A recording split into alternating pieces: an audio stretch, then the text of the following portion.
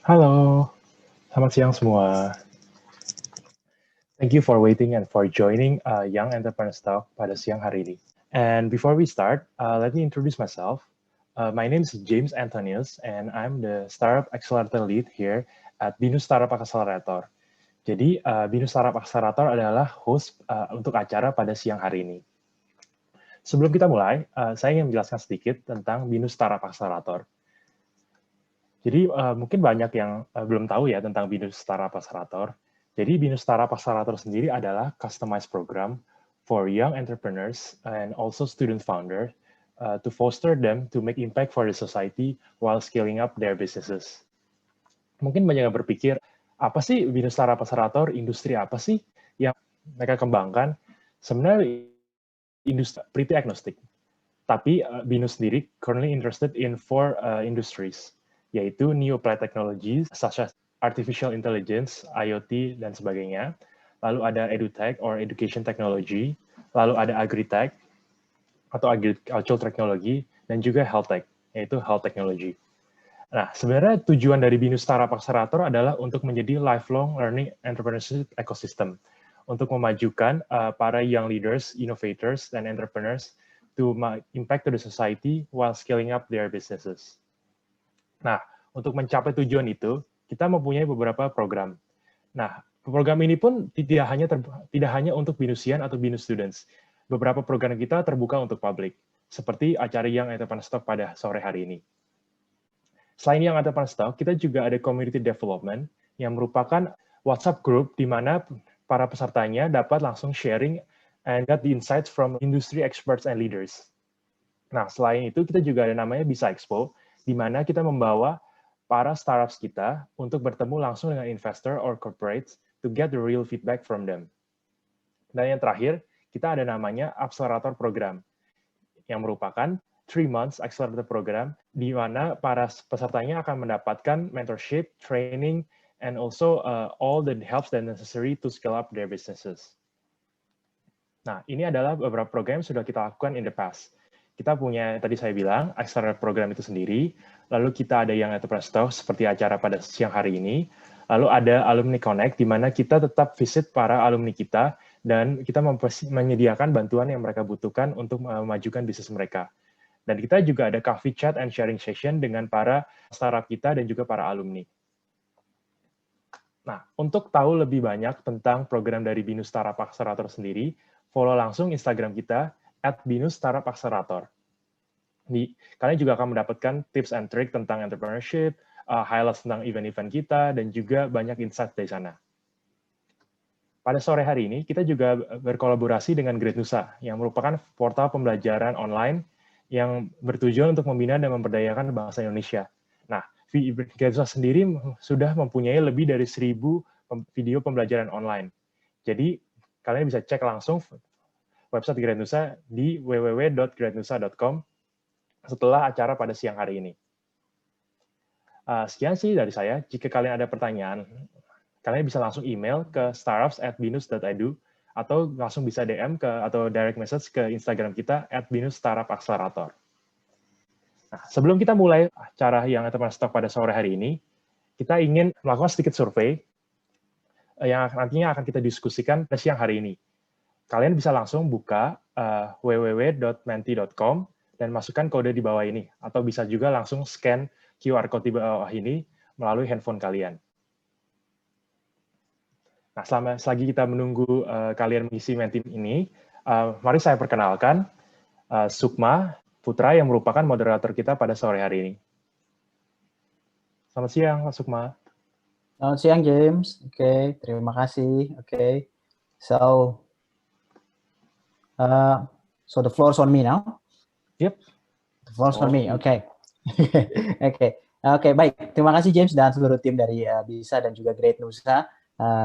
Sekali lagi juga selamat datang untuk hadirin di acara talk show kita kali ini terkait online atau remote market research. Oke.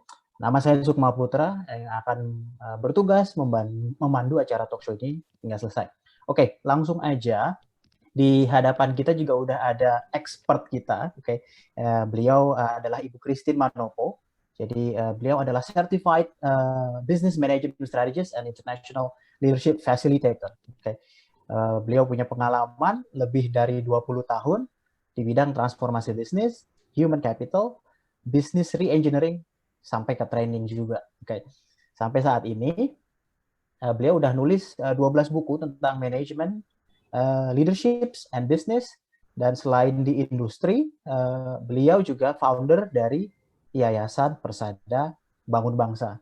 Ini adalah LSM yang punya misi ngembangin potensi generasi muda sampai mereka bisa memberikan dampak positif ke masyarakat luas.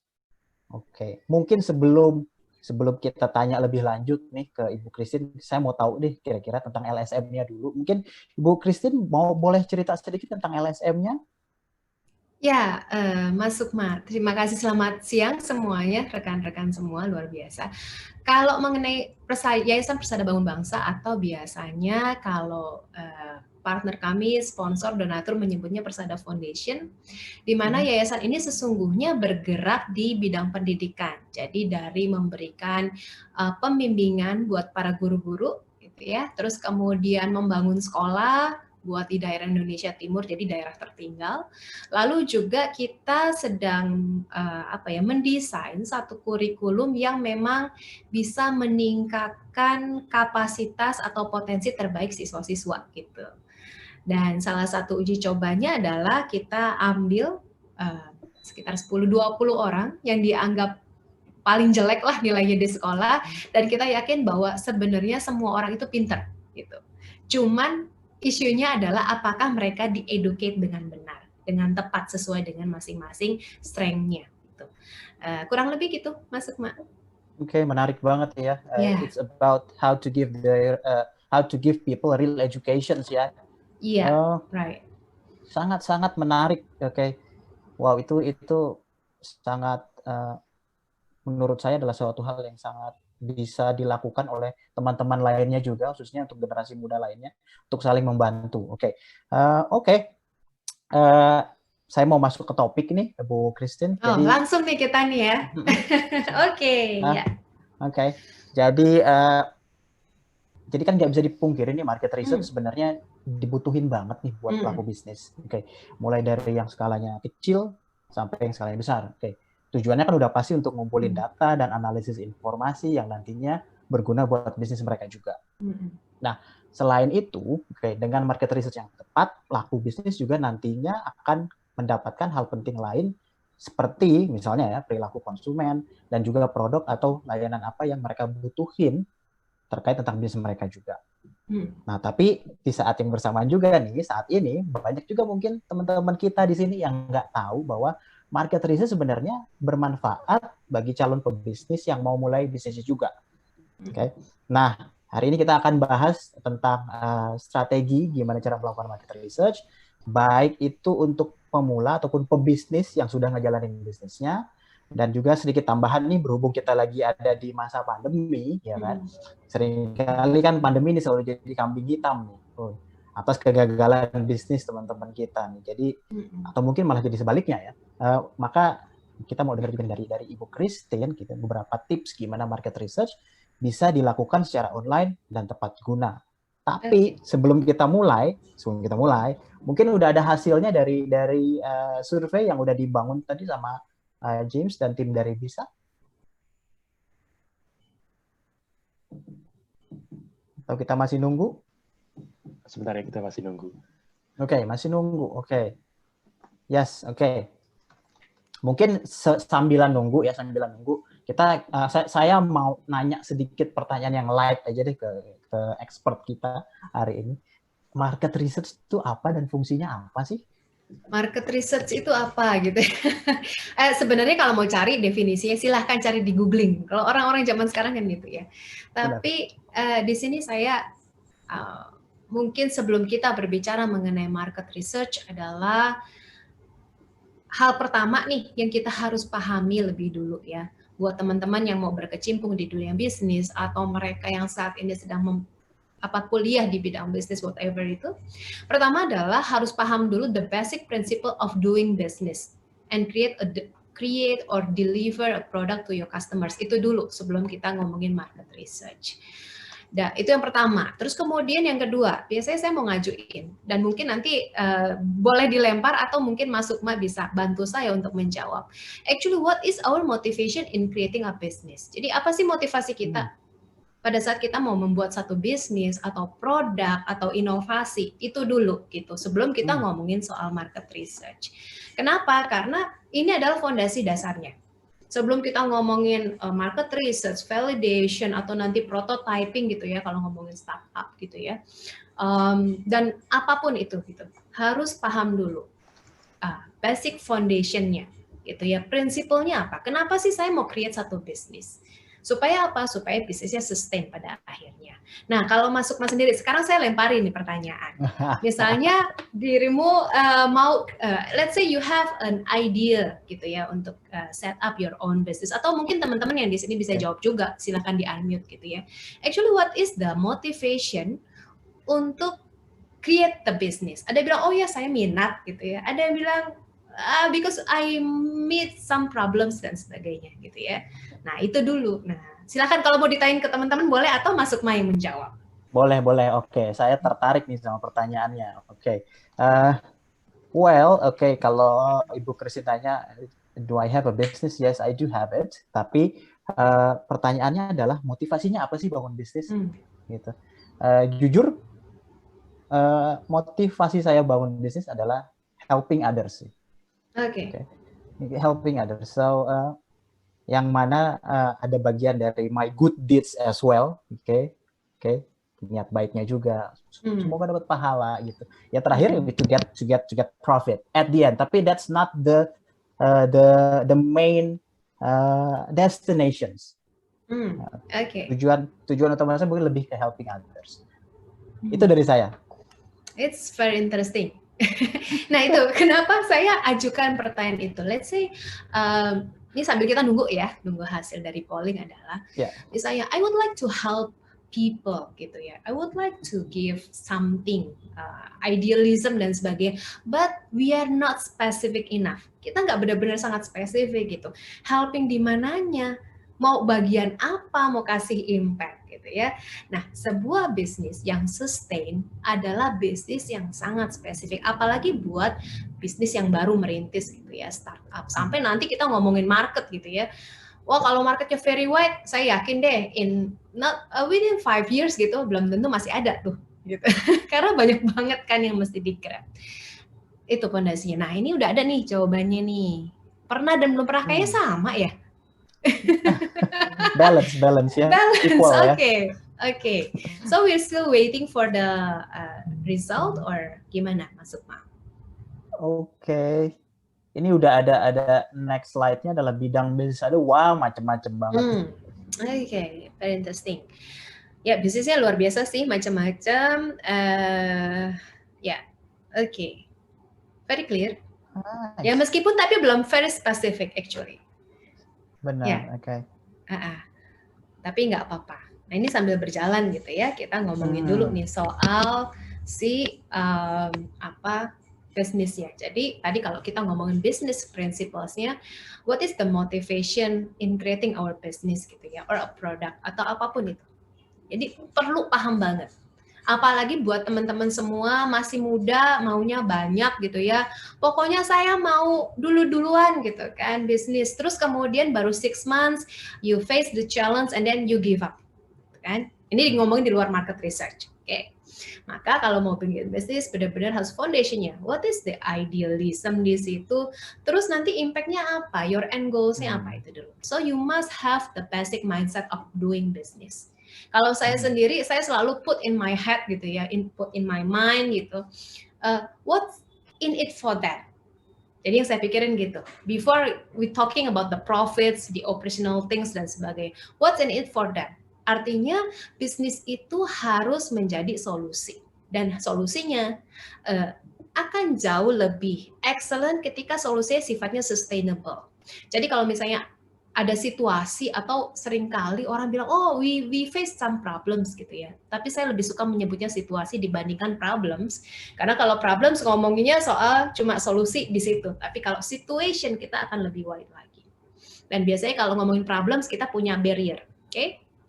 Nah, the concerns-nya, what is the situations-nya? Kalau situasinya dibiarin, terus kemudian selesai sendiri, so actually kita nggak perlu buat solusi.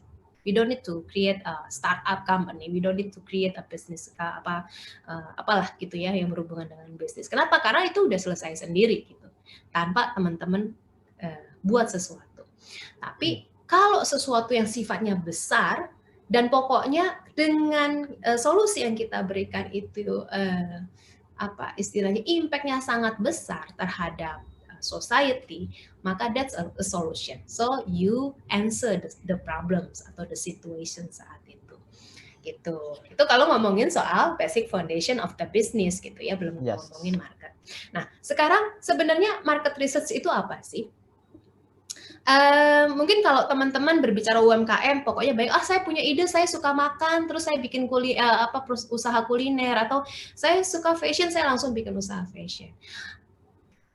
Gampangnya gini, market research itu adalah how we get or identify gitu, atau mengumpulkan informasi tentang pertama kebutuhan, keinginan, dan harapan pelanggan, itu aja. Ya, kenapa perlu dilakukan? Karena supaya yang tadi, kalau bisnis harus punya customer, bisnis harus punya customer, bisnis harus mendatangkan pendapatan, kurang lebih gitu. Even misalnya di awal belum ada, tapi at the end ke sana larinya. Nah, dengan adanya market research ini kita akan mendapatkan satu gambaran tentang peluang bisnis. Apakah bisnis kita atau ide bisnis kita layak nggak sih dijalankan? Itu yang pertama. Kemudian yang kedua, apakah bisnis saya ini bisa memaksimalkan profit nggak? Jadi sebenarnya kalau kita berbicara market research itu banyak banget yang bisa kita lakukan. Sampai situ kurang lebih, gitu ya. Oke, menarik banget. Oke. Jadi gimana caranya kita bisa mengidentifikasi needs dari calon customer kita juga ya, dan melihat peluang bisnisnya itu kayak gimana. Ya. Oke, nah terkait dengan topik kita juga kali ini, ada yang ngomong market research, ada yang ngomong online market research. Kira-kira bedanya apa tuh? Actually it's just a method atau a tools atau bagaimana melaksanakannya. Sebenarnya market research is market research kalau buat saya ya. Jadi bedanya apa ya? Sesungguhnya nggak ada bedanya, cuman caranya aja. Caranya yang satu dilakukan offline, yang satu dilakukannya online. Sebenarnya itu. Nah, tapi yang membedakan paling gini, kalau kita berbicara apa istilahnya? Apa sih bedanya antara online dengan offline market research? Yang pasti gini, kalau kita ngomongin online, tentu teman-teman juga semuanya tahu gitu ya, sangat cepat gitu ya. Respondennya bisa dapat sangat banyak. Jadi kalau online langsung tuh bisa dapat menghasilkan ribuan responden, bisa di mana aja, terus bisa dilakukan secara simultan, terutama untuk mereka yang kita sebut responden yang memang dianggap potensial.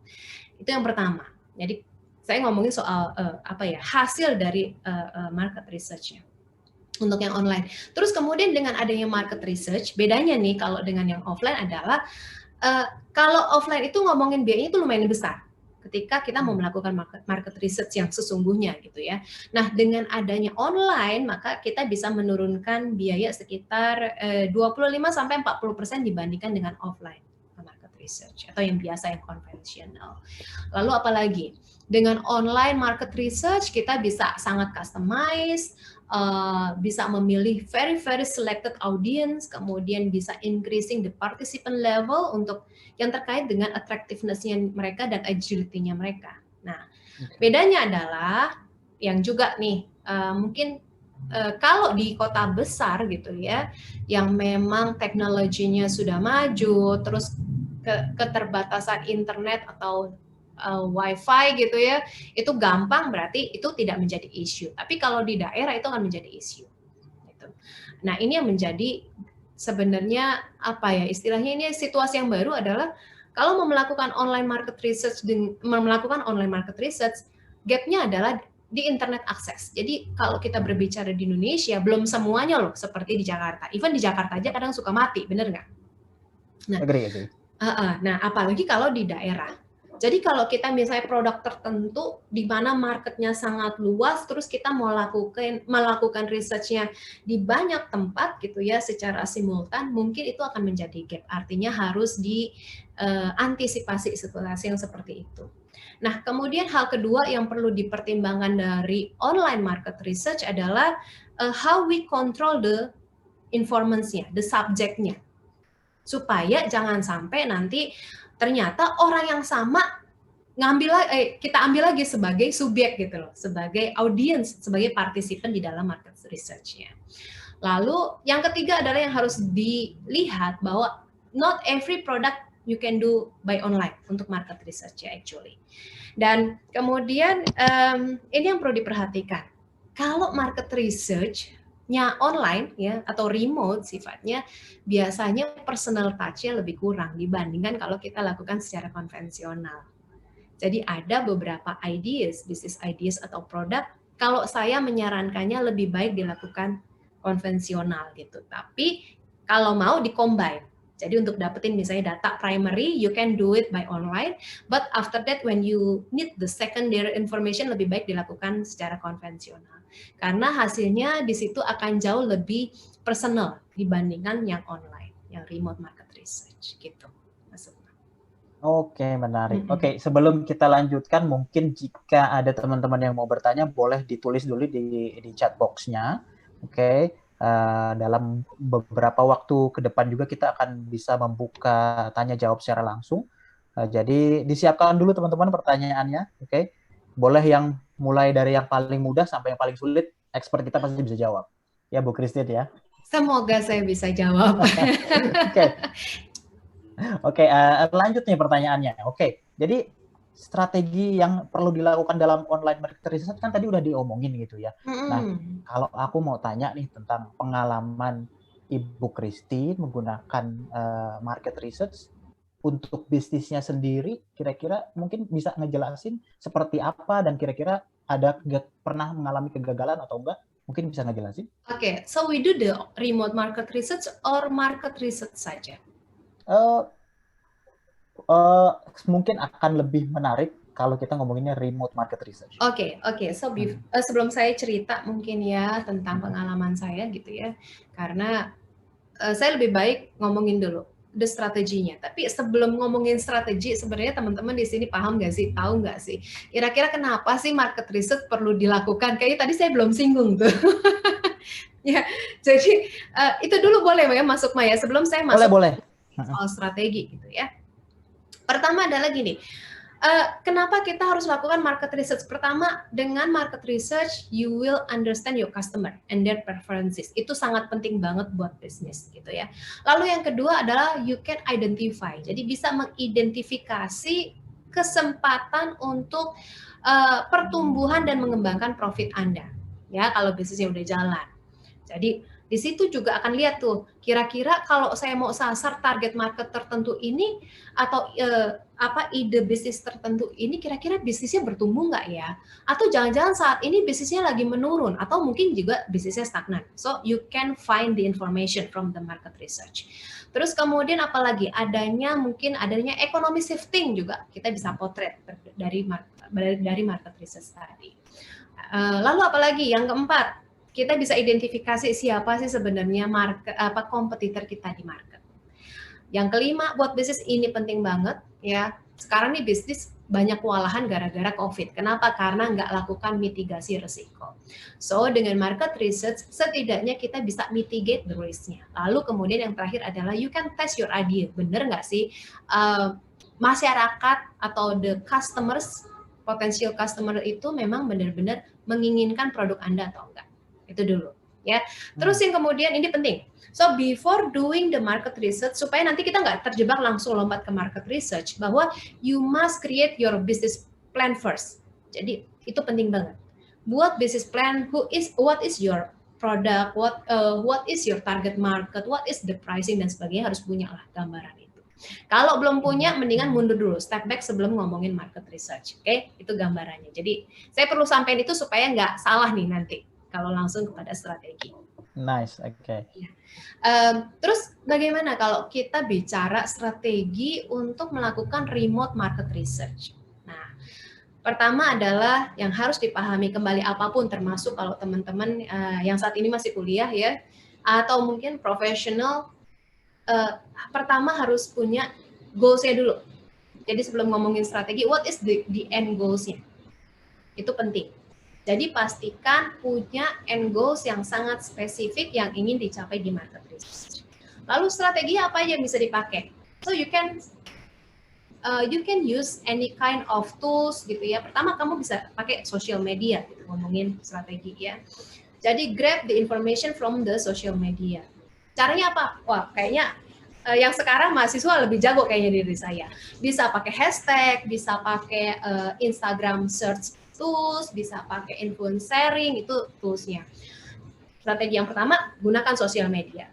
Strategi yang kedua adalah look at your competitors advertising and sales materials. Jadi kelihatan sebenarnya saat ini yang lagi diinginkan oleh pasar tuh produk apa sih, bisnis apa sih yang lagi berkembang. Karena saat ini misalnya kita ngomong 2020, tiba profitnya luar biasa signifikan, ada yang drastis, even itu nggak menghasilkan sama sekali. Itu yang kedua. Jadi pertama, sosial media, strateginya. Yang kedua, lakukan pengamatan, observasi itu sangat penting, cari informasi mengenai siapa kompetitornya, sehingga kita tahu produk mana yang lagi laku. Lalu kemudian yang ketiga,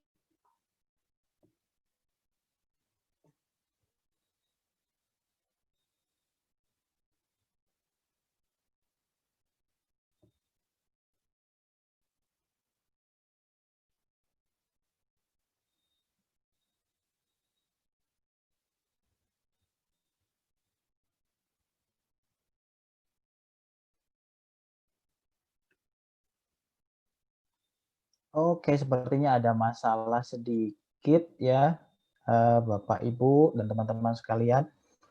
Boleh jika ada yang ingin bertanya, dituliskan lagi di chat box-nya sambil kita nunggu.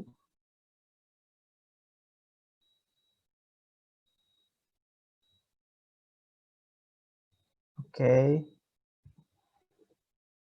Udah cukup banyak pertanyaannya. Oke. Oke, sambil nunggu, tadi ngelihat jumlah survei yang udah dilakukan ya, ternyata teman-teman udah banyak ya. Sambilan kita lihat datanya, bisa cek lagi datanya mungkin James atau mungkin Ibu Elga. Jadi setengah dari teman-teman tuh udah pernah melakukan dan setengah lagi mungkin belum pernah gitu ya.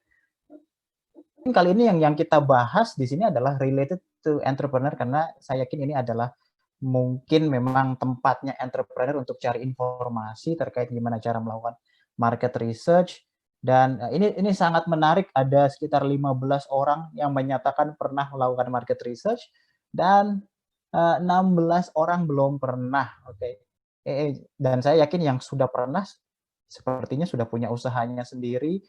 Dan cukup menarik sebenarnya melihat jika teman-teman bisnisnya di saat kondisi seperti saat ini masih bisa bertahan, pasti melakukan market research-nya sudah sangat baik. Oke. Dan kalau dilihat dari bidang bisnisnya sendiri, oke, itu banyak dari frozen food, oke, finance, ekspor import, oke, kuliner, kayak kuliner banyak banget ya. Kuliner banyak banget, oke. Nice, oke. Saya sebenarnya pengen tahu sih dari kuliner ini goyang nggak sih pada saat pandemi? Mungkin ada yang mau share sedikit tentang bisnis kulinernya?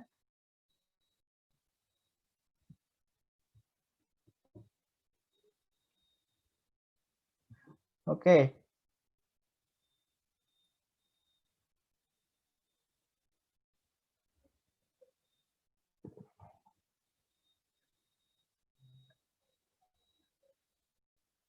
Oke, mungkin boleh diberikan izin untuk sharing experience dari peserta mungkin. oke, sorry saya terputus. Oke, udah kembali. Baru aja diomongin, signalnya hilang. Oke, itu salah satu technical problem ya. Iya, iya. Oke, tadi aku sambung aja. Jadi tadi aku balik lagi ke hasil data dari survei yang awal, itu cukup balance kan dari teman-teman yang sudah melakukan dan yang belum pernah melakukan. Aku sempat nanya sih ke teman-teman yang udah melakukan dan merasa bisnisnya sampai sekarang baik-baik aja tuh gimana. I would like to hear their story tadinya gitu. Tapi we can put it at the end ya. Ibu Christine, you can continue tadi sampai di kalau nggak salah tools yang ketiga ya. Oke, sampai tadi market research platform ya. Jadi teman-teman bisa pakai, sebenarnya tinggal googling aja market research platform, di situ banyak banget. Even Google juga menyediakan itu ya. Bisa pakai yang kalau di Google tuh bisa pakai yang namanya conduct keyword research. Google Keyword Planner. Jadi itu buat cari gitu ya, tren saat ini apa sih, atau bisa pakai Google Trend itu untuk menemukan tren atau big picture yang saat ini sedang terjadi bisnisnya apa. Lalu ada naratif brand, nah tinggal di googling deh, termasuk juga atau pakai digital network yang saat ini sebenarnya seringkali dipakai juga sama teman-teman. Jadi mereka menyebarkan survei lewat kayak apa ya, Google Form, Google Docs gitu ya, atau form atau SurveyMonkey dan sebagainya. So you can use any kind of tools sebenarnya sih. Tapi kalau ngomongin strategi ada macam-macam. Jadi nggak cuma ngomongin soal sosial media aja, tapi juga ada beberapa yang tadi yang saya sudah sebutkan. Jadi sebenarnya kalau informasi itu teman-teman silakan googling. Sekarang semuanya ada di situ. Kalau dulu kayaknya zaman saya masih apa ya, MSN ya, Yahoo atau mungkin apa ya itu ya. Alta Vista dan sebagainya masih terbatas. Kalau sekarang rasanya lebih banyak. Oh Yahoo, oke. Sebelumnya lagi ada kan? Oke. Oke. Ya, kurang lebih seperti itu gambarannya. Oke.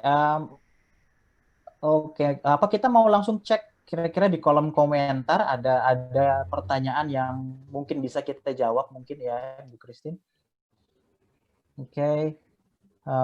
Aku mulai dari atas deh kira-kira dari Burhanuddin. Ya. Oke, Burhanuddin. Oke. Bagaimana untuk bisa klik produk yang very specified dan klik empati dalam kurung design thinking dari produk atau jasa yang akan sustain? Oke. Maksudnya mungkin gimana caranya supaya kita bisa menemukan produk yang tepat untuk kita gunakan untuk bisnis kita, atau mungkin ini part of your market research sih sebenarnya. Mungkin tadi udah kalau nggak salah udah disinggung ya jawaban dari Ibu Christine. Jadi ada beberapa strategi yang harus kita jalankan dulu. Kita harus tentukan kira-kira customer kita siapa, identify bisnis kita apa, sampai ke kompetitornya pun siapa. Oke. Mungkin itu tadi sudah terjawab. Mungkin selanjutnya adalah bagaimana untuk market research ini bisa untuk usaha yang sudah jalan atau yang belum ada produk. Mungkin Ibu Christine bisa jawab itu. Oke, sorry, saya terputus lagi. Actually, I have 3 Wi-Fi, tapi semuanya terputus. Oke, tadi sorry boleh diulang pertanyaannya? Oke, bagaimana untuk market research ini bisa untuk usaha yang sudah berjalan, apakah atau harus yang belum ada produk? Oke, pertanyaan yang sangat menarik. Jadi sebenarnya kalau saya melihat satu bisnis, sebenarnya market research itu bisa dilakukan secara terus-menerus. Jadi market research itu tidak hanya tujuannya untuk melihat apakah tadi target marketnya atau produk saya diinginkan pasar atau enggak gitu ya. Tapi juga tujuannya adalah salah satunya kalau mau expanding business gitu. Ini kira-kira arah anginnya mau kemana nih? Arah anginnya sekarang. Kira-kira yang tadi mau sustain kah? Atau misalnya dia memang bertumbuh kah? Saya mesti gimana? Atau jangan-jangan ada perubahan minat pasar? Itu juga bisa kita peroleh dari market research. Karena kembali bahwa konsumen itu punya perilaku tuh berubah. Makanya kenapa ada mata kuliah consumer behavior gitu ya. Nah, tujuannya apa? Untuk melihat tuh sebenarnya arah perilaku manusia sekarang kemana sih? Gitu ya. Kalau dulu misalnya bisa lakukannya semuanya datang ke lokasi, sekarang pokoknya orang makin males, ya udah makanya sekarang e-commerce laku banget. Kenapa? Karena ada perubahan gaya hidup atau gaya membeli seseorang. Kayak gitu. Jadi itu bisa dilakukan jawabannya. Oke, berarti kita juga harus aware ya akan perubahan-perubahan tersebut ya. Kalau kita mau ngomongin sustain soal bisnis kita itu. Oke, menarik. Oke. Pertanyaan selanjutnya ada dari Randy Vali. Apakah ada tips jika ingin melakukan market research online secara kualitatif? Sebab ingin juga mendapat jawaban yang mendalam. Gimana Bu Christine? Oke, ya pertama mungkin nanti bisa dilihat. Jadi kalau kita ngomongin market research, actually we have two method gitu ya. Jadi yang pertama ada primary, yang kedua adalah secondary. Nah, kalau saran saya adalah kalau melakukan kualitatif supaya targetnya itu pas, tentunya harus didahulukan planning. Itu penting gitu ya. Siapa yang saya mau sasar, kriterianya harus sangat spesifik. Nah, di awal mungkin teman-teman bisa lakukan survei lewat itulah survei online gitu ya, dengan karakteristik tertentu dari target marketnya, target audiensnya. Nah, kalau udah dapet, hubungin gitu. Supaya apa? Supaya quality hasil dari interview udah ngomongin market validation tuh. Interviewnya itu jadi lebih mendalam. Kenapa? Sudah ada preliminary-nya, prerequisite-nya sebelum masuk ke dalam aktivitas kualitatif gitu. Sama lah kalau kita berbicara penelitian antara kuantitatif kualitatif, kan harus dipilih dulu tuh subjek penelitiannya, benar kan? Ya, sama, itu juga market research juga sama. Oke, menarik ya. Oke, selanjutnya, nah ini justru nih saya ngelihat pertanyaan ini sangat menarik nih dari Astrid Saraswati. Jadi beliau kayaknya punya pengalaman kerja di market research agency selama 2 tahun. Oke, sekarang mau merintis sebagai freelance market researcher. Nah, jadi ada tips dan saran apa dalam membuat dan menyebar portfolio ke calon klien? Kayak menarik tuh. Menarik ya, ini jadi ceritanya mau jualan dirinya sendiri. But actually it's a business, it's a good business. Jadi kalau ngomongin sekarang banyak banget, kayak saya juga banyak pakai juga sih freelancer kayak gitu juga. Nah, kalau mau ya, kalau sekarang pasti yang namanya tadi digital networking itu sangat penting, gitu ya. Sebarlah di digital networking itu awalnya. Dan kalau perlu, kalau saya melihat kalau berbicara profesional, mungkin salah satu sosial media kayak LinkedIn itu sangat menarik. Ya, jadi banyak orang juga cari project atau mendapatkan project dari situ. As long as bikin portfolionya yang menarik. Nah, itu tuh. Ada strateginya soalnya. Contoh misalnya, kalau berbicara kita mau jualan diri gitu ya, jual diri personal branding, maka gunakan storytelling. Itu very powerful. Jadi jangan cuma munculin portfolio tapi there is no activity, orang nggak akan tertarik, nggak akan cari. Tapi kalau setiap kali misalnya nggak usah deh setiap 1 jam gitu ya update status gitu ya, itu kesannya kurang kerjaan juga sebenarnya. Lakukan seminggu sekali atau sehari sekali yang related kepada strength-nya kita. The label-nya kita misalnya tadi, I'm a very misalnya strategist market researcher misalnya gitu ya. Nah, berbicara mengenai market research, potret tren-tren tuh yang sekarang ini terjadi supaya orang kemudian tertarik, oh iya ternyata orang ini kuat loh di market research. Itu jadi ngomongnya pakai apa? Storytelling strateginya. Gitu. Tapi itu tidak berbicara market research, itu berbicara personal branding nanti larinya. Ya, karena sifatnya kan freelancer. Oke, ini ada lagi. Ya, dari Audrey, kalau bisnis ekspor import, apakah ada tips untuk melakukan market research yang berkualitas? Oke, kalau saya kebetulan saya juga ada trading, actually. Jadi kalau beda nih, jadi kita harus potret, makanya kenapa di awal kita harus paham dulu what kind of business we have gitu ya. Kalau ngomongin ekspor impor atau trading, yang pasti jangan gunakan market research seperti jualan retail atau consumer goods. Karena berbeda sekali, marketnya berbeda, yang satu B2B, satu B2C. Kalau B2B akan jauh lebih efektif gunakan yang tadi saya sempat sebutkan adalah ikut asosiasi. Itu. Ya, mau gimana? Mau tahu kalau produk mana yang laku? Sekarang kayaknya banyak banget platform yang menyediakan yang memang B2B bisnis, kayak misalnya Alibaba kan B2B juga gitu ya. Terus saya ada ikut yang namanya trading something, ada tinggal di googling aja. Itu juga salah satu platform yang bisa untuk lihat kira-kira saat ini yang lagi diinginkan pasar yang besar tuh yang mana. Gitu. Itu bisa kelihatan dari situ. Kayak sekarang misalnya, oh saya tahu bahwa saat ini permintaan seafood, fish itu termasuk seafood nggak? Patin itu sangat besar di daerah Dubai, Turki, dan sekitarnya. Nah, dari mana? Dari asosiasi. Gitu. Jadi Berarti carinya ke sana. asosiasi ini penting ya untuk iya. ekspor impor ini. Mungkin nggak cuma yang ekspor impor, tapi mungkin dari seluruh bisnis juga yang mempunyai asosiasi di bisnis. Yes, gitu ya. Misalnya kalau mau pertanian, peternakan, pakailah asosiasi. Percuma pakai misalnya market research yang tadi survei langsung nyebar, nggak kepake juga gitu. Jadi harus tahu banget sense of bisnisnya saya, sense of industrinya saya itu di mana. Karena nggak semua tepat dilakukan dengan cara yang sama untuk seluruh bisnis, nggak bisa. Oke. Makasih. Keren banget. Pertanyaan kita kayaknya banyak banget nih. Kita kayaknya nggak bakalan selesai sampai jam 2:30 juga. Jadi ada beberapa yang akan pertanyaan yang mungkin saya gabungin jadi satu. Jadi dari atas itu tadi ada yang bertanya mengenai,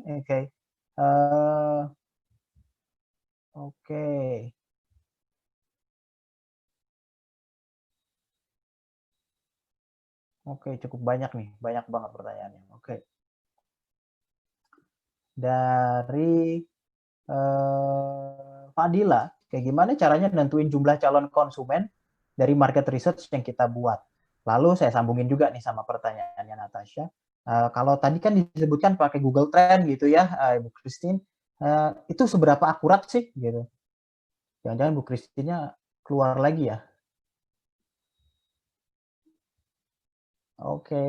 Connections problem. Ya mungkin ada sedikit masalah teknis jika ada di tempat atau di daerah teman-teman yang mungkin mengalami kendala juga kalau lagi hujan. And this is something that happen gitu ya. Pada saat cuaca lagi nggak bersahabat kayak gini, koneksi yang membantu ya membuat kita jadi lebih buruk gitu. You there, Bu Christine? Sudah kembali. Tadi ada pertanyaan dari Fadila, gimana cara nentuin jumlah calon konsumen dari market research yang kita buat, lalu begitu kita ngomongin Google Trend, apakah itu akurat atau enggak? Itu sekaligus pertanyaan dari Natasha. Sorry banget nih, ini daerah saya memang lagi luar biasa hujannya. That's okay. Kasian. Tadi I think I missed the questions actually. Gimana cara nentuin jumlah calon konsumen dari market research yang udah dibuat, lalu kalau kita pakai semacam Google Trend, apakah itu akurat atau enggak?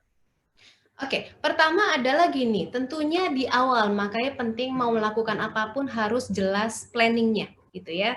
Jadi tentuin dulu target marketnya, target audiensnya, gitu ya. Siapa? Semakin spesifik karakteristiknya, nanti kan kita tinggal define tuh di situ, gitu ya. Itu akan jauh lebih powerful dibandingkan paling cuman misalnya, kriterianya adalah misalnya contoh nih, misalnya mahasiswa, titik gitu ya, mahasiswa, tapi mahasiswa mana gitu? Mahasiswa di daerah Tangerang, mahasiswa di daerah Papua beda tentu gayanya gitu ya. Nggak usah begitu, kayak misalnya nih, waktu itu pernah dilakukan survei, research gitu ya, antara mahasiswa di Bogor sama mahasiswa di BSD, ternyata beda loh gayanya. Gitu. Itu harus sangat spesifik. Nah kalau nanyain jumlah, tentunya gini, kalau kita ngomongin research, ya kalau kita berbicara statistik, N sama dengan minimum 30 gitu ya. Tapi at least 400 mewakili. As long as, kalau standar saya biasanya saya pakai 400 orang. Ya, dengan demografi tertentu, jangan terlalu luas juga. Kenapa? Apalagi baru, bisnisnya misalnya baru gitu ya, startup. Cobalah di satu area tertentu dulu. Fokusnya di situ. Nanti kalau udah berkembang baru dilihat lagi yang area yang lain. Supaya apa? Nanti supaya kita bisa memunculkan yang namanya niche marketnya. Karena kalau terlalu luas, biasanya datanya juga tingkat istilahnya toleransinya semakin tinggi. Oke. Mm-mm. Yes, dan ini sebenarnya nyambung nih sama pertanyaan dari Febri sendiri. Oke. Ngomongin data yang susah didapat di daerah-daerah tertentu gitu. Jadi market research itu berkaitan dengan data kuantifikasi atau bisa juga dengan feeling atau kualifikasi. Mungkin bisa Oke, dijawab? be careful when you use the feeling gitu, emotion. Di bisnis nggak berlaku itu emotion, Exactly. feeling gitu ya. Tapi yang berlaku adalah apa yang dikatakan customer. Maka kalau misalnya yang tadi sempat adalah salah satu yang bertanya, saya lupa siapa, bisa menggunakan kualitatif. Tapi kualitatif nggak cuma satu orang gitu. Kalau ngomongin kualitatif, oh berarti 4 orang aja cukup dong? Ya nggak cukup gitu. Misalnya targetnya 1 juta orang, yang mana cukup gitu ya. Tapi di sini adalah misalnya, oh saya mau target saya misalnya 5.000 deh, misalnya gitu ya. 5.000 di daerah tertentu ya, bisalah dilakukan 30 orang, 40 orang. Gitu. Tapi sebelumnya kembali market research itu harus istilahnya apapun sih, you must create the very detailed plan di awal supaya nggak salah ukur. Sama kayak bikin metode penelitian, skripsi nanti misalnya gitu ya, jangan sampai salah mengukur. Kalau nggak nanti udah biayanya keluar, waktunya keluar, akhirnya yang udah dikeluarkan investasinya nggak memotret apa yang ingin kita potret. Oke, menarik. Oke. Dari sesi online sebelumnya juga kita pernah, bukan pernah sih, kita bertanya sama teman-teman yang mau bertanya lewat Instagram, dan itu ada pertanyaan dari Jovan K. Jeremy. Sebenarnya pertanyaannya udah secara tidak langsung udah dijawab nih, tapi mungkin bisa di-emphasize lagi ya Ibu Christine, gimana caranya kita nemuin target untuk melakukan research secara online dengan akurat. Katanya dia nih dia curhat nih, katanya nih sering banget dapat target yang bilang kurang tepat dari pengalamannya, kayak gitu. Oke, pertama yang tadi sebenarnya udah dijawab ya. Identifikasi dulu, who is your target? Gitu. Semakin spesifik, maka harusnya yang tadi tidak tepat itu sudah dieliminir. Atau misalnya gini, misalnya, oh target saya kita udah tentuin misalnya gitu ya, 100 orang, tapi data yang dipakai misalnya 30 kan bisa aja, gitu kan. Jadi yang dianggap memang tidak sesuai dengan kriteria dibuang datanya, gitu. Jadi nggak usah dipakai. Gitu. Kemungkinan besar pada saat mengidentifikasi the targetnya, target audiensnya itu belum benar-benar sangat spesifik. Kemungkinan besar ke sana. Oke. Jadi mungkin itu ya dari Jovan Kajerim, kita harus lebih make it narrow, make it more specific, supaya targetnya pun nggak ngaco gitu ya dalam bahasa kalian gitu ya, nggak ngaco. Ya, or bisa juga dilakukan sebelum market research. Ini makanya yang namanya kekuatan menggunakan senses. Artinya kalau yang maha kuasa udah memberikan mata, telinga gitu ya untuk mendengar dan melihat. So you need to observe first di sekitarnya dulu gitu. Kalau misalnya sebelum melakukan market research supaya yang istilahnya nggak perlu ngeluarin biaya gitu ya, gunakan apa yang ada, your resources, supaya dapetin gambarannya. Nah, baru abis gitu yuk identify deh. Kalau saya begitu, jadi dengan gitu kita dapetin satu, tadi ada yang sebut empati gitu, emotionnya gunakannya di situ. See and hear, listen, itu penting.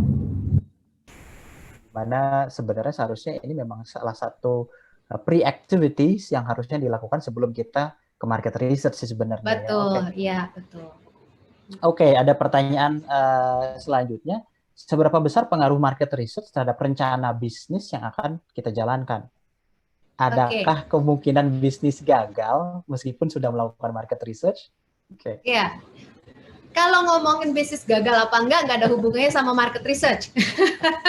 Tapi market research itu bisa membantu kita mengidentifikasi who is our market. Itu yang pertama. Yang kedua, benar nggak sih produk kita diinginkan pasar? Kalau masalah berhasil nggak berhasil ada banyak faktor.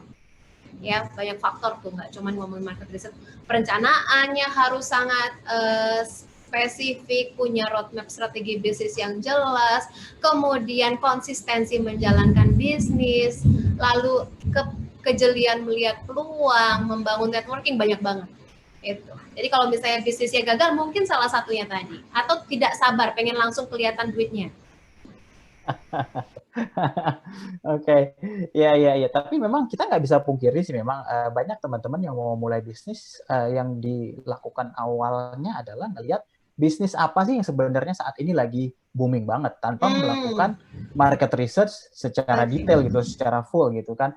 And biasanya juga yang terjadi adalah bisnisnya paling bertahan 2-3 bulan, habis itu you don't know what to do. Okay. Ya, makanya saya kalau sama teman-teman yang entrepreneur yang baru mau mulai bisnis, saya bilang gini, hati-hati mengikuti euforia karena sifatnya tidak sustain. Contoh misalnya sekarang lagi rame makan kopi misalnya gitu ya, semua kafe buka, orang Indonesia tuh sukanya latahan. Gitu. Jadi semuanya bikin gitu ya, atau misalnya kalau lihat snacking ada deh mirip-mirip deh. Saya bilang paling ya ini tahannya setahun, ini 6 bulan, ini berapa bulan. Kenapa? Karena banyak yang bikin bisnisnya tapi nggak kuat filosofinya, basic foundation. Kenapa sih saya bikin bisnis itu? Oke. Ya. Ya itu mungkin buat teman-teman entrepreneur yang hadir saat ini mungkin juga mungkin bisa ditajamkan lagi kira-kira bisnisnya apakah sudah sesuai dengan kebutuhan customer-nya atau jangan-jangan ya cuma euforia aja. Dan mumpung kita lagi punya expert kita di sini, mungkin bisa ada yang mau sharing juga kira-kira masalah yang dihadapi di bisnisnya apa. Mungkin nanti bisa diberikan masukan juga sama Ibu Christine. Oke, pertanyaan lagi. Oke, dari Aji Tangerang. Oke, untuk melakukan market research online, tools apa yang bisa kita pakai untuk ngambil data primer selain survei kuesioner online, khususnya di industri transportasi? Oke. Tadi kayaknya udah saya sebutin. So you just toolsnya need to googling. Bener, toolsnya udah. Jadi sebenarnya toolsnya tadi udah disebutin. Mungkin kalau nanti ini direkam, mungkin bisa dilihat lagi ke belakang kira-kira jawabannya apa. Kemudian ada Burhanuddin, ya kembali ya. Burhanuddin nih pertanyaannya cukup banyak ya. Market design canvas, market canvas, business canvas, dan market research, apakah sama? Apakah ini berrelasi atau korelasi? Prosesnya saling berhubungan, terintegrasi. Gitu. Contoh tadi misalnya business canvas. Saya nggak tahu apakah yang dimaksud adalah business canvas model. Kalau yang dimaksud adalah business canvas model, itu biasanya sebelum melakukan market research. Biasanya gitu. So, there is 9 blocks di business canvas model. Itu dibuat dulu tuh. Baru habis gitu ngomongin market research, market validation, habis itu prototyping. Yes, oke. Mudah-mudahan menjawab ya. Lalu dari Arif, bagaimana cara menentukan jumlah responden? 100, 200, 300, apakah ada aturannya? Terkait tentang margin of error-nya juga. Tadi juga udah disebutin. Mungkin. Udah disebutin, ya. Actually kalau saya sih gini, ini kita berbicara yang sederhananya gitu ya. Kadang kita tuh ketika di bangku kuliah, kadang pikiran kita ngejelimet banget gitu ya. Tapi actually when we running the business, sebenarnya semakin simple proses berpikir kita melihat apa yang ada, yang tadi saya bilang makanya perlu observasi dan mendengarkan gitu ya. Itu akan membantu. Jumlahnya berapa? 100, 200, 300 belum tentu. Masing-masing punya standar yang berbeda. Kembali apa yang mau diukur, itu dulu. Kalau perencanaannya sudah spesifik, baru ngomongin berapa sih targetnya saya mau mencari responden. Terus mau sifatnya saya mau mengukur yang mana dulu nih, primary atau langsung secondary-nya atau dua-duanya, gitu kan. Kemudian, saya melakukannya apa? Kuantitatif, kualitatif. Atau misalnya kalau ngomong nanti market validation, so you need to do the interview session. Terus what kind of questions yang kamu mau ajukan? Udah banyak banget kayak gitu. But the simple thing is you need to observe and listen your customer. Itu dulu.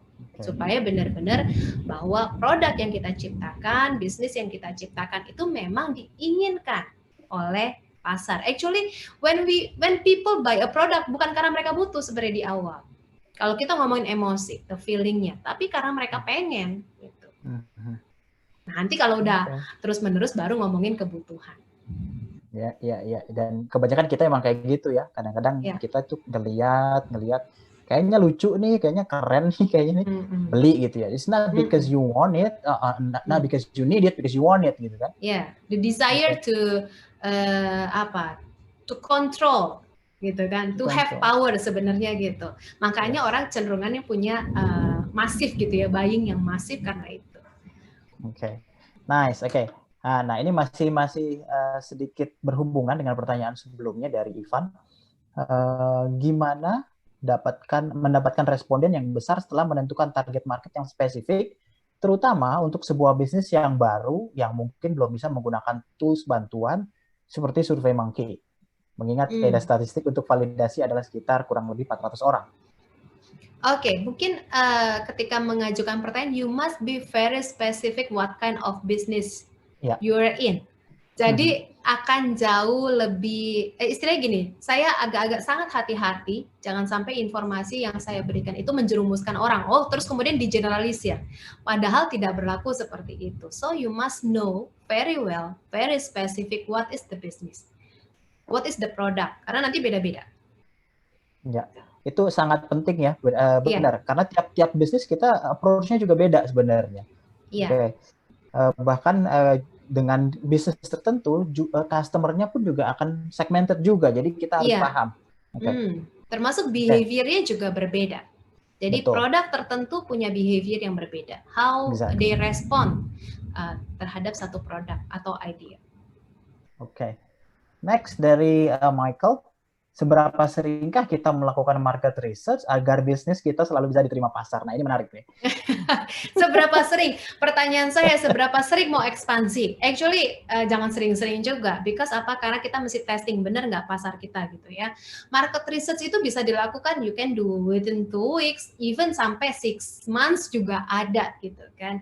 Kalau saya sih biasanya saya akan lakukan survei kecil-kecilan gitu ya. Pasar nih trennya lari kemana sih sekarang gitu ya. Biasanya sih saya lakukan ya setiap 2 tahun 2 tahun sekali saya baru lakukan. Karena saya mesti memastikan produk yang saya create itu memang diterima pasar gitu. Memang diinginkan pasar. Kalau ini aja belum tahu berhasil apa enggak terus tiba-tiba lakukan lagi, come on.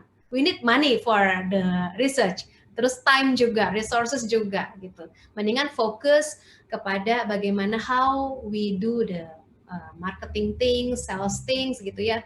Terus jalanin dengan konsisten. Nanti habis gitu di-review lagi, gimana ya kira-kira respon pasar dan sebagainya. Oke, menarik banget. Ya jangan sering-sering ya Pak Michael ya kalau mau melakukan market research. Oke. Lalu dari Alvaris Zain, tools terbaik dan sistem yang terbaik dalam melakukan research pasar. Ya mungkin kayaknya kalau mungkin saya bisa jawab, kayaknya tools itu depends on again the business dan mungkin siapa yang mau dituju. Jadi kita bisa bilang semua tools sebenarnya terbaik, but how you use it itu gimana cara kita menggunakannya juga harus kita perhatikan. How you plan it is also very important. Yes, betul. Oke. Ada lagi mungkin pertanyaan? Saya sebenarnya mau dengar sih suara dari partisipan kita nih yang mungkin mau bertanya langsung gitu ya. Karena kadang-kadang apa yang dituliskan tuh nggak terlalu mewakili gitu begitu dengan nanya langsung.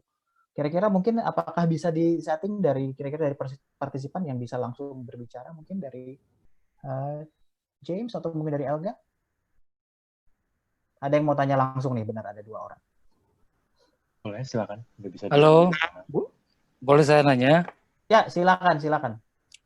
Oke, baik. Terima kasih atas kesempatannya, Ibu Christine dan Pak Sukma dan teman-teman. Saya Burhan. Saya itu tahun 2011 jual produk yang memang menurut saya merupakan solusi bagi sebagian orang gitu, khususnya untuk penyedia orang yang memberikan jasa sembelih hewan kurban gitu ya. Mungkin di tahun 2011 saya pakai sosial media dan itu laris manis kayak kacang goreng gitulah, bener. Sumpah itu laris manis. Kemudian seiring teknologi yang berkembang sekarang dan meratanya orang pakai handphone dan mengakses internet di mana-mana, itu banyak mungkin kompetitor yang memang sama-sama jual dengan produk yang sama dan akhirnya karena memang harga saya itu memang di kisaran menengah ke atas, jadi sangat berpengaruh ke penjualan saat ini gitu. Jadi menurut dari segi marketing itu sebaiknya, tapi saya untuk turun harga gitu ya, turun harga saya terlarang banget gitu. Bagi saya itu kayaknya harga diri gitu ya, karena kita membangun membangun brand itu dari tahun 2011 sampai sekarang tuh kayaknya udah tertatih-tatih, sudah oke gitu ya. Cuma kadang orang suka beli yang fungsi sama tapi harga murah, itu walaupun nggak awet itu nggak masalah bagi mereka begitu, Bu. Terima kasih kalau ada advice. Terima kasih. Ya, Pak Burhan, luar biasa sih pertanyaannya. Ini mungkin nanti akan jadi pertanyaan juga buat yang lain. Dan keluar dari market research, actually, saya mau menyinggungnya gini. Kalau pernah dengar istilah ada gula ada semut, ya. Jadi kalau semakin banyak gitu ya yang mau beli produknya, maka pemainnya kan akan semakin banyak, bener nggak? Ya. Sorry, ada suara yang lain. Oke. Boleh di mute dulu yang lain. Oke, ya. Jadi semakin pasarnya besar, pemainnya akan semakin banyak. Jadi yang tadinya misalnya blue ocean jadinya red ocean, betul nggak? Ya pasti begitulah kalau ngomongin soal bisnis. Nah, kalau melihat situasinya Pak Burhan, berarti yang dilihat adalah kalau saya berbicara, saya tuh ada salah satu produk saya tuh nggak suka banding harga. I don't like to do the pricing, competitive discount dan sebagainya. Maka yang harus dilakukan adalah merubah strategi marketingnya, termasuk pricing strateginya. Gitu. Termasuk juga mengubah targetnya. Tadi misalnya, harga saya menengah ke atas, ya udah jangan jor-joran sama yang banting harga kan gitu. Tapi bermainlah di niche market. Biasanya, ya ini pengalaman saya ya selama berbisnis, ketika saya define the niche market itu jauh lebih sustain dibandingkan perang harga dengan para kompetitor. Jadi bisa ya, yang lain kasih diskon 50% terserah. But kenapa? Because I have my own customer yang loyal. Dan itu niche. Dan yang niche itu biasanya kecenderungannya udahlah yang dibangun apa? Trust kan. Udah saya biasanya sama Pak Burhan gitu kan.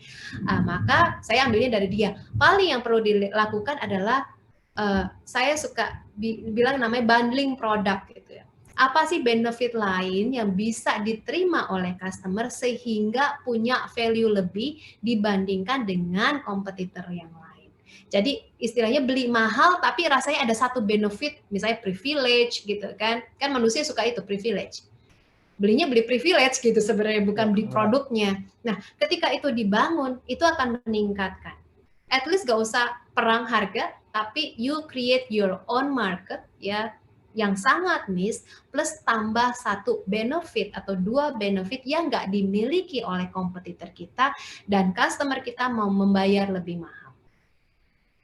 Itu gambaran dari saya. Oke. Berarti dari Ibu Christine menyarankan mungkin Pak Burhan harus bisa melakukan strategi marketing yang lebih baik nih ya. Oke, menarik. Sayang tadi nggak disebutin ya bisnisnya apa ya, Bu Christine ya. Disebut tadi pemotongan hewan kurban atau apa ya? Oke. Lanjut mungkin dari Febri Sembiring nih mau bertanya langsung, mungkin bisa dibantu mungkin dari Pak James atau Bu Elka.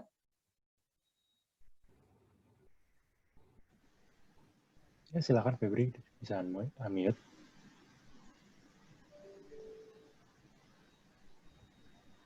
Ya, silakan. Ya, silakan. Tapi saya bukan Febri, saya udah raise hand. Boleh? Oke. Satya juga boleh. Boleh, Pak. Yang mana aja duluan boleh, Pak. Oke. Terima kasih Pak Sukma, terima kasih Bu Christine. Saya dari jadul banget nih, mungkin jauh lebih tua dari Bu Christine. Jadi saya tadi waktu Bu Christine cerita, barangkali ini milenial udah pada tahu, langsung minder saya. Waduh. Tapi berarti Pak Satya hebat, pembelajar yang luar biasa. Itu memang salah satu business person kayak gitu. Milenialnya udah ngapain aja gitu ya. Ini yang mau saya tanyakan.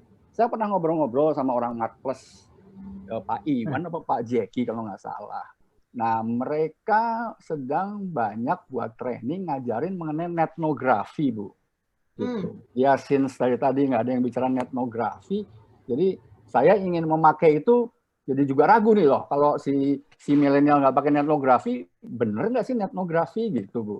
Jadi ya mumpung di sini banyak milenial dan Ibu kayaknya dekat sama milenial, kalau boleh kasih info Bu, netnografi atau internet etnografi itu udah jalan belum ya kalau untuk Indonesia? Itu Bu. Ya, makasih. Ya, rasanya, nah makanya Pak, kalau saya melihatnya adalah gini, sebelum menggunakan tools, kalau saya pribadi adalah sebenarnya produk saya apa pertama gitu ya, bisnis saya apa, terus target saya mau apa sih end goals-nya, karena tools di luar itu banyak sekali Pak Satya. Ya, masing-masing punya kekuatannya. Kalau Bapak tanya kira-kira di Indonesia gimana, saya tidak berani guarantee ya, tapi kita sebagai business person harus yang mencari tahu sendiri itu, karena berkaitan dengan tools. Nggak enak nanti saya jemputin ini nggak bagus kan, ternyata bagus ada yang bilang, karena itu subjektif, perspektifnya berbeda. Kembali, bisnis saya apa, maka pakai tools mana yang tepat, termasuk target audiensnya. Karena mungkin jangan-jangan target audiens kita tidak bergerak di situ. Semoga menjawab, gitu. Cari tahu dulu. Kembali flashback, bisnis saya apa, target audiensnya untuk market research-nya siapa, karakteristiknya seperti apa, baru menentukan tools-nya. Oh, oke. Boleh saya komen lagi Bu? Ya silakan Pak. Oke Pak Suma. Dulu itu tahun 80-an, udah akhir 80-an lah. Saya pernah kerja di Surindo Utama, ya. Waktu masih mahasiswa. Kemudian di situ kan kita bicara focus group, kita bicara in-depth, kita bicara kuesioner kuantitatif. Dan karena saya kerja, saya tahu betapa tidak reliable-nya ya, data yang nyampe. Karena people sometimes sometimes say what they don't want to do, gitu ya. Yeah. Orang ngomong A tapi sebelumnya nggak gitu. Dan memang kalau menurut orang Marcus itu kekuatannya netnografi. Jadi kita mengamati dan kalau kita amati dalam beberapa bulan, kayaknya konsisten dong gitu. Nah itu yang saya rada bener nggak sih begitu loh. Yeah. Kalau ini bener memang begitu, for me atau buat saya, this is the best tool ever karena responden nggak cheat, bukan nggak cheat, honestly behave gitu. Oke, thank you. Ini komentar saya dari sudut consumer behavior adalah bahwa actually every person is manipulative person. Jadi istilahnya gini, misalnya mau dipakai apalah, interview, focus group discussion, kecenderungan kita adalah memberikan jawaban yang ingin didengarkan oleh si peneliti atau si yang punya penyelenggara. Makanya nanti paling ada teknik sebenarnya, ada teknik tertentu untuk meminimalisir tingkat resiko bias di situ. Mungkin nanti kalau misalnya Pak Satya mau menggunakan satu tools, mungkin bisa dimodif dengan tools yang lain supaya bisa memitigasi atau mengantisipasi resiko-resiko yang mungkin muncul akibat dari penggunaan tools tadi. Oke. Menarik sih etnografi ya. Oke, terima kasih Pak Satya atas pertanyaannya dan Ibu Christine atas jawabannya. Mungkin nanti kita bisa buat sesi yang lebih detail lagi mungkin tentang etnografi dari teman-teman di BISA. Oke, mungkin satu pertanyaan lagi. Ada yang mau bertanya? Satu pertanyaan lagi? Ada lagi kah? Tadi ada Pak Febri Sembiring mau bertanya, apakah masih ada beliau di sini? Halo, selamat siang Pak. Oke. Oh ya, oke. Silakan Pak. Nah, ya kemarin saya juga ikut seminarnya Grid Nusa sama Binus Pak. Wah, mantap. Jam 2 siang. Hari ini juga Grid Nusa. Nah, sebenarnya pertanyaan saya tadi itu udah dijelasin secara tidak langsung ya sama ibunya. Tapi saya langsung masuk ke case-nya aja. Mungkin pertanyaannya sama kayak Grid Nusa kemarin. Saya mau tanya tuh, kalau misalnya case-nya itu, kalau misalnya marketnya itu adalah anak-anak kos yang nggak suka sarapan. Nah, terus mereka mau cari sarapan susah nih Bu. Ini contoh kasusnya ya, karena pertanyaannya tadi yang secara ilmu pengetahuan itu udah dijawab langsung ke kasusnya. Nah, terus case-nya itu kalau misalnya kita memperluas pasarnya, makanannya itu nggak tahan lama, Bu.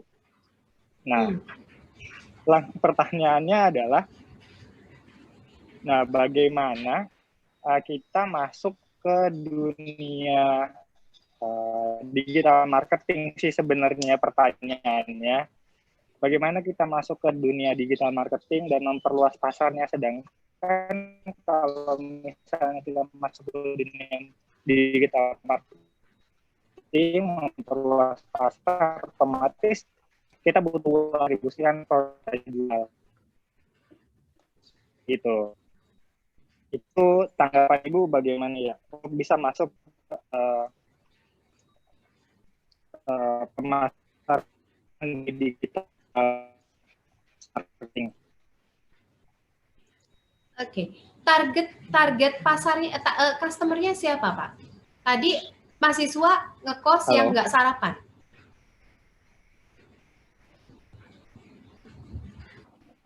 Pak Febri? Nah, target pasarnya itu karena di sini kan di daerahnya kalau saya udah melakukan sedikit research marketing. Halo? Ya. Silakan Pak. Halo? Ya Pak Febri. Ya, silakan Pak. Iya, saya kan sudah melakukan sedikit research marketing itu. Iya, saya sudah melakukan market research sedikit, tapi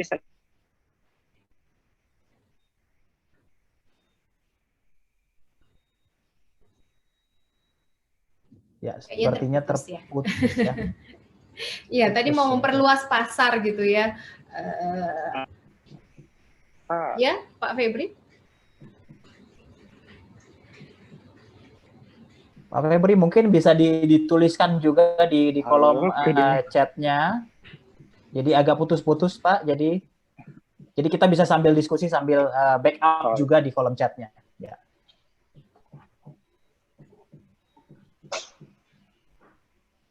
Oke. Ya kalau tadi melihat gambarannya Pak Febri mungkin juga dia mau memperluas pasar gitu ya, tapi makanannya nggak tahan lama gitu ya. Mungkin harus dilihat juga tuh produknya harus cari yang tahan lama kan gitu. Yang memang bisa gitu, bisa buat 1 hari kan. Atau pasarnya yang dispesifikkan karena kita istilahnya gini, masing-masing kalau saya sih punya prinsip gini, setiap orang masing-masing punya rezekinya. Jadi harus bagi-bagi dengan yang lain gitu ya. Atau bisa juga berkolaborasi dengan sistem digital marketing. Saya menyediakan satu jasa marketingnya, ya promotion, ada orang yang menyediakan produknya. Jadi kan bisa sama-sama kan bareng kan, dan bisa menjawab keinginan pasar yang bisa sedia tuh terus-menerus. Mungkin ya. Nanti kita bisa dapat sih gambarannya secara detail dari Pak Febri seperti apa. Oke. Ya, silakan Pak. Iya. Ini mungkin dari saya aja sih mungkin kalau bisa disimpulkan menurut Ibu Christine bagian mana yang paling penting dalam melakukan market research? Maksudnya kalau kita tidak melakukan hal tersebut maka hasil research-nya pun nggak valid. Kenapa bisa demikian? Ya, yang terpenting tadi mungkin saya sudah sebutkan di awal bahwa perencanaan itu sangat penting. Jadi perencanaan yang sangat spesifik. Jadi nanti menentukan mungkin sebelum market research adalah punya business plan yang clear, ya. At least tahu produknya apa, who is the target market dan sebagainya. Itu harus clear dulu. Lalu perencanaan karakteristik targetnya itu, target audiensnya siapa aja, demografinya, mungkin karakteristik tertentu gitu ya, sampai behavior tertentu, misalnya minat tertentu, secara psikologis kan bisa juga dilakukan gitu ya, gambaran seperti itu harus clear dulu sebelum melakukan market research. Karena kalau ukurannya tidak tepat, hasilnya tidak akan mewakili apa yang ingin kita capai. Itu sangat penting. Jadi sebelum melakukan market research, daripada buang-buang waktu, mendingan define dulu di awal apapun. Gak cuma market research sebenarnya. Ya, jadi define-nya di awal harus sangat spesifik. Semakin spesifik kita bisa memitigasi resiko kesalahan ukur. Oke, wow, oke. Kayaknya udah nggak ada pertanyaan lagi ya dari teman-teman. Tapi masih ada satu nih. Oke, masih ada waktukah kita untuk menjawab satu pertanyaan lagi? Satu pertanyaan bisa. Oke, satu pertanyaan lagi. Oke. Jadi pertanyaannya adalah Muhammad Marwan bekerja di marketing sebuah startup yang baru berdiri di bidang pelatihan bahasa secara online. Jadi sejauh ini 2 kali kami lempar produk di pasaran, sangat kecil sekali serapannya mungkin ya.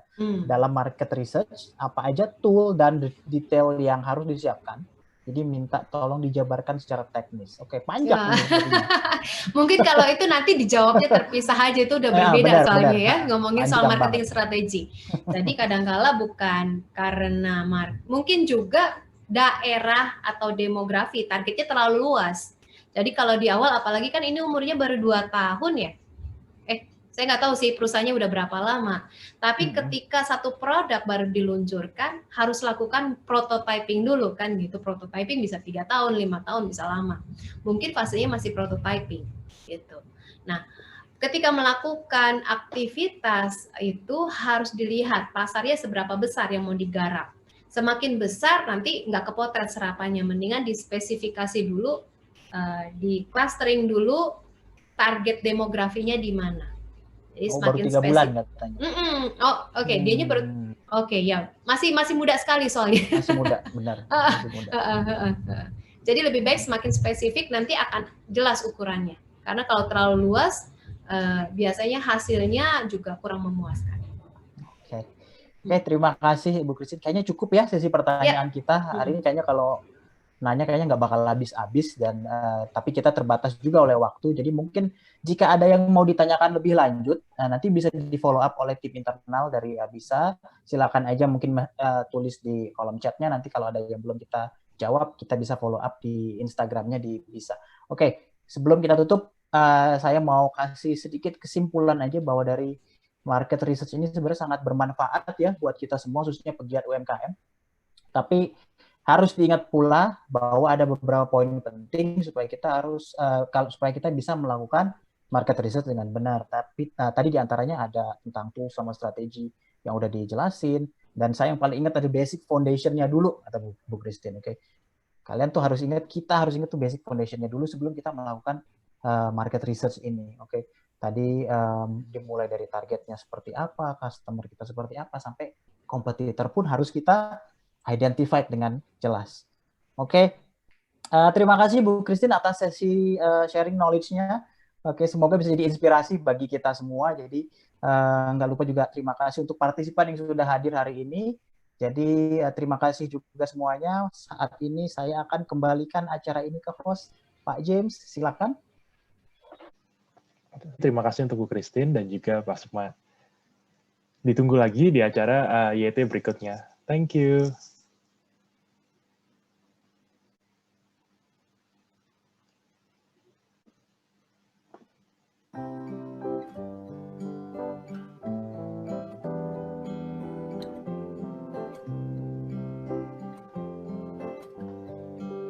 Cheers to the ones that we got.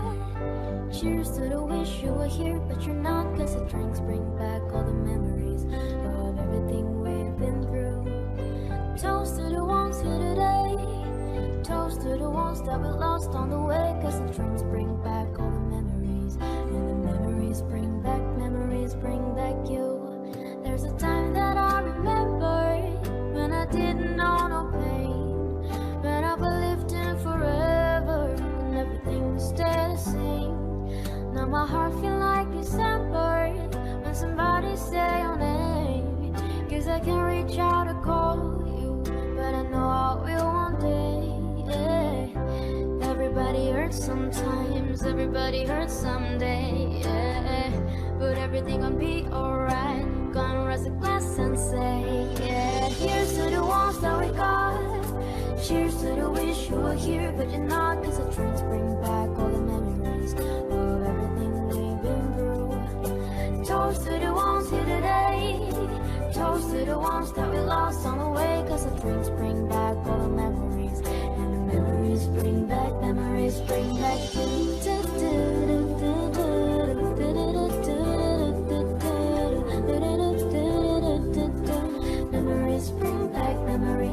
back you.